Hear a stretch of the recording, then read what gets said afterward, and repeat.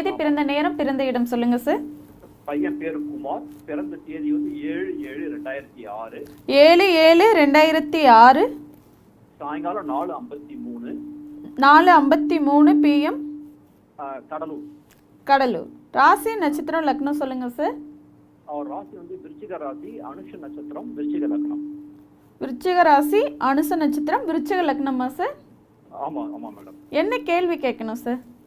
அவர் இப்ப 12வது படிக்கிறாரு. அவர் அடுத்து என்ன படிக்க வைக்கலாம்னு கேட்கணும். மெடிக்கல் படிக்க வைக்கலாம்னு இருக்கிறேன். அது சூட்டபிள் ஆகுமா அவருக்கு?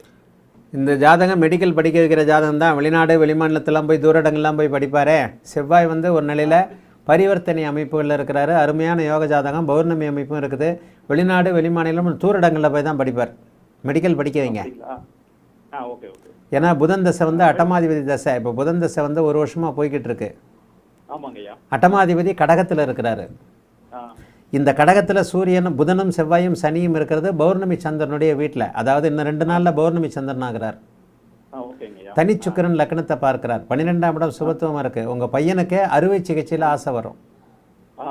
சர்ஜன் ஆவார். மெடிக்கல் படிக்க வைங்க. மெடிக்கல் படிப்பார், சர்ஜன் ஆவார்.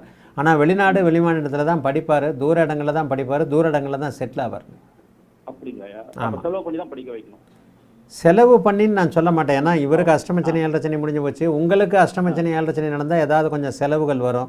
இன்னொன்று புதன் தசை நடக்குது. புதன் வந்து சந்திர அதியோகத்தில் இருக்கின்ற இது அமைப்பு இருந்தாலும் சனி செவ்வாய் அங்கே போய் பாதிப்புகளை கொடுக்குது. அவயோக திசைகள் நடந்தாலே கொஞ்சம் ஏதாவது செலவு பண்ணி படிக்க வைக்க வேண்டி வரும். ஆனால் படிக்க வைக்கக்கூடிய தகுதியில் தகப்பன் இருப்பீங்க. ஏன்னா சூரியனை சனி பார்க்குது, சூரியனை குரு பார்க்குது. சூரியனை குரு பார்க்குது. 9ஆம் அதிபதி பௌர்ணமி சந்திரனாகி பரிவர்த்தனை அமைப்புகளில் இருக்கிறாரு. நீங்க சவுண்டான ஆள். உங்க மகனை நீங்க படிக்க வைக்க முடியும் லட்சக்கணக்கில் செலவு பண்ணி. புரியுதா? தகப்ப வந்து ஐயோ நான் வந்து கூலி தொழிலாளிங்கன்னு சொல்லிட்டாச்சுன்னா ஒண்ணுமே கதை கிடையாது. உங்களுக்கு வசதி இருக்குதுங்க. நீங்க காட்டை வித்து வீட்டை வித்து நீங்க படிக்க வைப்பீங்க. இவன் படிப்பாருங்க தம்பி. ஏன்னா